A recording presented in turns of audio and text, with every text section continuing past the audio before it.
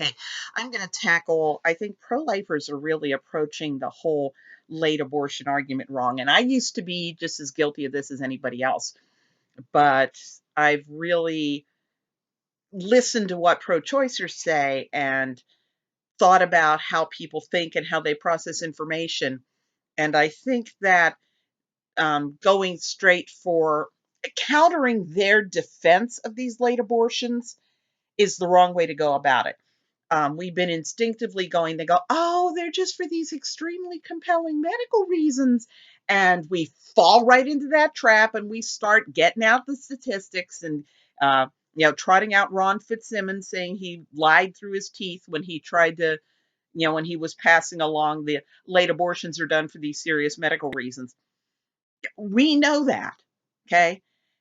But we're letting them lure us into trying to tell people something that they aren't emotionally ready to take in. Okay. Now think about if there was an organization that you trusted or a group of people that you really trusted. Um, we'll just create an artificial charity. We'll call it Kindness Incorporated. And you've advocated for Kindness Incorporated all your life, and you've donated money to Kindness Incorporated, and you've had fundraisers for Kindness Incorporated.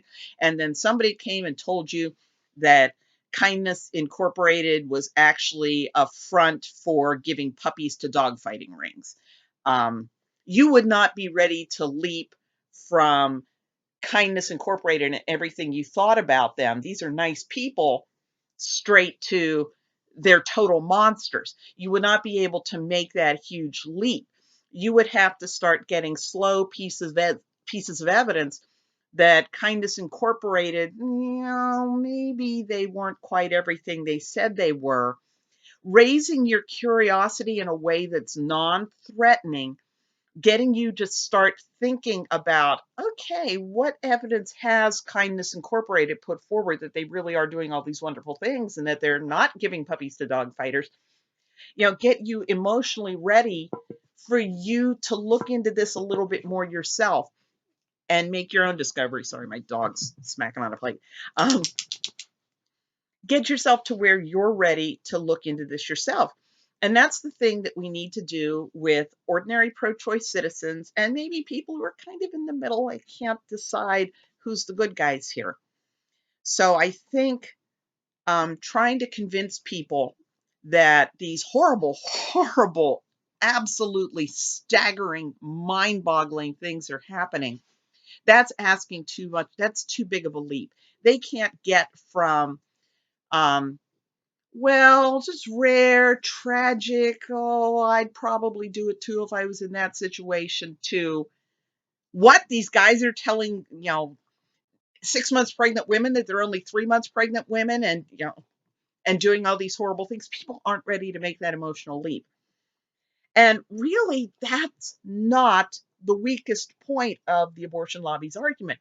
When they go in with those, horrible health situations, tackle it head on. Say, okay, let's, for the sake of argument, say that you're wanting that this woman comes to her doctor. She's 7 months pregnant and she's got a serious life threatening condition, and we need to end this pregnancy. And ask them, like, how would you end a pregnancy? Okay. You're 8 months along. You have this sudden health emergency. You need to get this pregnancy over. Nobody is going to say, oh, the first thing I'm going to do is I'm going to call Curtis Boyd and set up a late abortion. They're going to check me in the hospital and do an emergency C-section. Because people already know that that's what you do post viability when the mother has a health problem. And if you ask them to think about it, they will. If you say, okay, imagine it's you, your wife, your sister, and she's past 24 weeks. She's past the point where they can deliver the baby and, take care of the baby, and she can go home from the hospital with a live baby.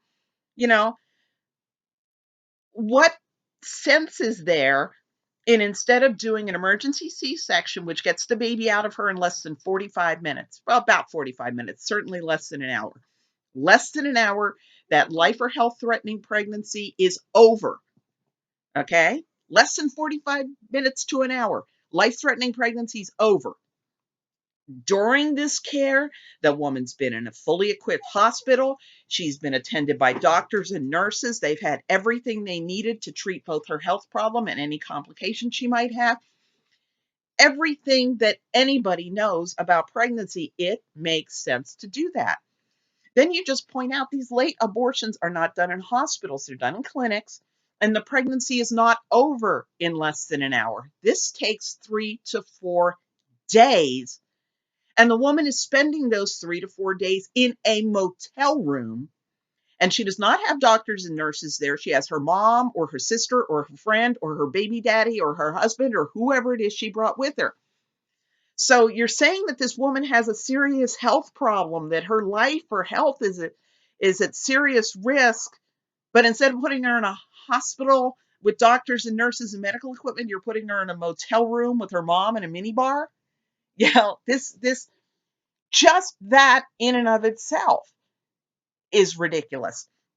And then you point out that she's going to go through labor and delivery, but they're going to day one do an invasive procedure, stick a needle through her abdomen into the baby's heart to kill the baby. Why do you need to kill the baby before you take it out? If the problem is that the pregnancy, the state of being pregnant, is causing a danger to the mother, well, then you want to end the pregnant state. Why would you want to spend additional time making sure you get a dead baby, doing an additional procedure with those additional risks when supposedly her life and health are already at stake? Why would you be doing extra things to make sure the baby's dead and then diddle around for 3 or 4 days with the dead baby in there before you get it out? If you're going to induce labor, why do something first to kill the baby and have her, spend 3 or 4 days in a motel room with that dead baby in there before she pushes it out into a clinic toilet? If you were going to deliver this baby by inducing labor, why wouldn't you do it in a hospital? Okay, so just go for that. Just grant them. Okay, Wendy's coming for an abortion because Wendy's got this serious health problem. Or rather, okay, Wendy is past viability. This pregnancy is threatening her health. Which makes sense? Emergency C-section, or even inducing labor, or stick her in a hotel room with her mom in a minibar for 3 days with the dead baby in her for the express purpose of making sure that baby doesn't come out alive. They just go straight for it. You know, don't worry about whether maternal health indications are all of these late abortions or only 1 in a million of these late abortions. It totally doesn't matter because they're nonsensical to begin with. Okay? So that's dealt with life of the mother. Those are so easy. It just boggles my mind that pro-lifers don't just dive straight into that. Especially when you had that woman testifying where the guy's questioning her, okay, you're saying health of the mother, woman's in labor, dilating, crowning. Would you still do the abortion? Oh, well, yes. Well, how do you justify she's in labor, we're going to stop and kill the baby before it comes out? There's no way they can justify it if you tackle it head on. And then the other thing is these sick baby conditions. And you go ahead and you talk about, start with, okay, instead of a couple of weeks before birth, we find out that there's something wrong with the baby. We find out at birth, okay? And the baby comes out and you look at the baby and it has whatever the problem is this baby has. Well, remember when I said in the outpatient clinic, how did they kill the baby? Needle into the heart. Would you say, oh, here's a sick baby. Let's take a huge syringe and jab him in the heart and inject the same drugs that it's considered cruel to use for executions because it's the same drugs? You would not do that if the baby was born. Why would you do that if the baby is a little bit younger? It's like, okay, my toddler gets diagnosed with this problem. So, we use hospice and we provide palliative care and we work this through. But, oh, he's only 18 months old, not two. Let's just kill him. The fact that you're younger doesn't make responding to finding out that you're sick or disabled, which is killing you, make any more sense. You just start talking about what it is that parents need when they get the news that their child is sick or disabled or dying, which is that, the doctor looks at, is there anything we can do that will correct this situation? Is there anything we can do that can mitigate this situation? And if not, that child's dying, well, then you provide palliative care, maybe pain management, comfort, and you provide emotional support to the parents. And there's perinatal hospice that does that. And the reason we're not going to talk about the karmic gosnells here. We are not going to talk about the kinds of abortion providers that ordinary people do not want to accept exist.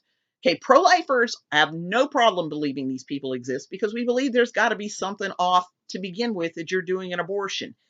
Doing an early abortion on a rape victim is still questionable to us. So, doing a late abortion, well, of course, these monsters would do that. But it's not that way to ordinary people who think of early abortions as just kind of sucking out a little globby stuff. They're not ready to grasp what's really going on. Um, so they're not willing to believe that these doctors would be absolute monsters like that. So don't worry about the ones that are just in it for the money. Don't worry about it for the ones that are just lazy. Don't worry about it for the ones that might want to sell fetal parts. And, there's lots of money in that, we know.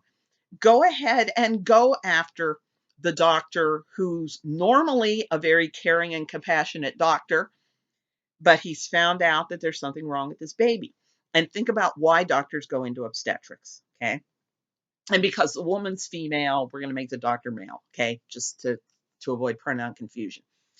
This guy went into obstetrics because he wants to deliver babies. He loves the joy of that. He loves the wonder and excitement of walking the woman through the pregnancy and just being a part of that whole amazing experience.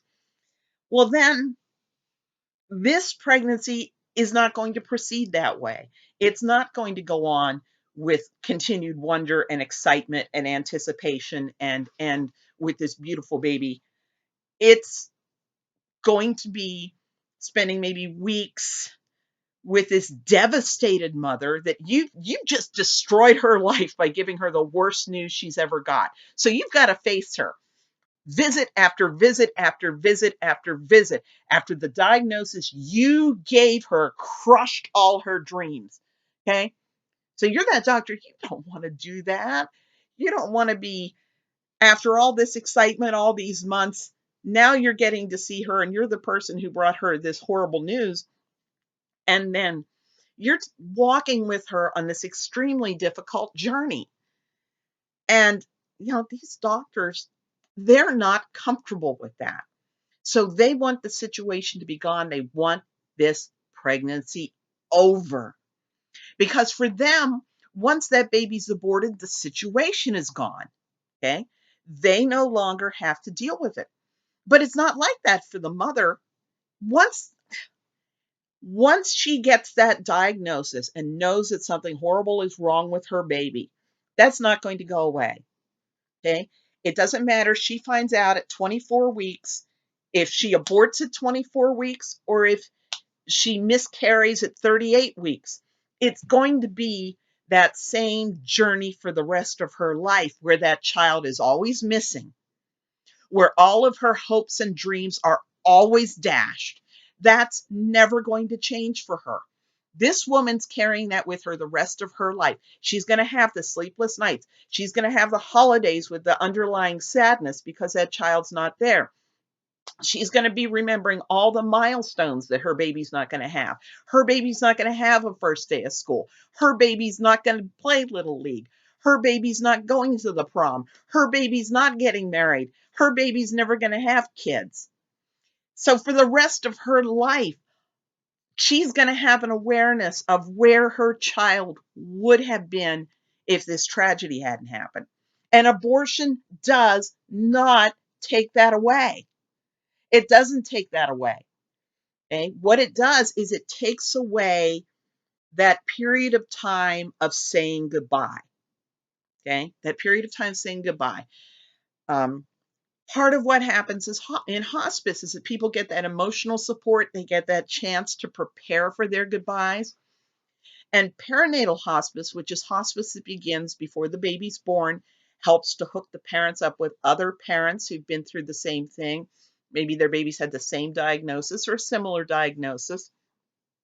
Those are the only people who understand what that woman's going through. Unless you've found out, 23 weeks into your pregnancy that your baby has anencephaly and his brain hasn't developed, or you're the one that finds out 25 weeks into the pregnancy that um, your baby's lungs haven't developed. The only people who know what it's like to walk that path are parents who've been there.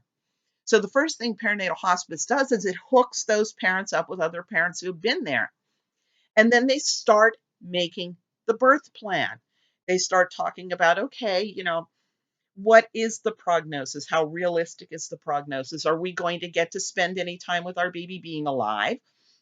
Being prepared for, okay, if the baby starts to show these symptoms, maybe we'll deliver the baby early. So there's a better chance that this baby will get to be held and cuddled and kissed and loved before he passes.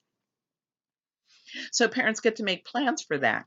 And there's a volunteer organization, Now I Lay Me Down to Sleep, that's professional photographers that volunteer to go, and they would be there at that delivery, and they would take beautiful professional quality pictures so that the parents can cherish every moment with that child. And here's the real kicker. Sometimes it turns out the doctors are wrong. Surprise, surprise, surprise. Doctors are capable of being wrong. They're human. Who would have thunk it? Okay. You go to the Be Not Afraid website. It's a support website for parents who face prenatal diagnoses. And there's a ton of stories where, the doctor said this baby's not going to survive till delivery. If this baby survives delivery, he's only going to last a few hours. And either the situation wasn't nearly as bad as the doctor said, or the baby was actually healthy. There was nothing wrong. For some reason, there was a misdiagnosis.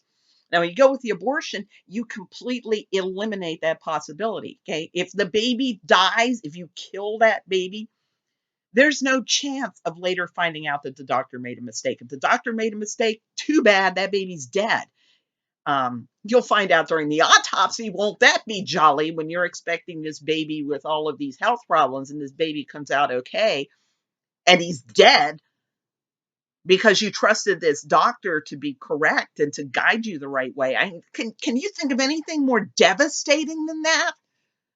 Than killing your loved and wanted baby because this doctor told you there was no hope, only to find out there was nothing wrong with that baby. And I know women who died from botched abortions, that they underwent these abortions because they were told their baby was doomed and there was nothing wrong with that baby. So those families get to be missing that woman who died plus that child that was killed needlessly. Okay.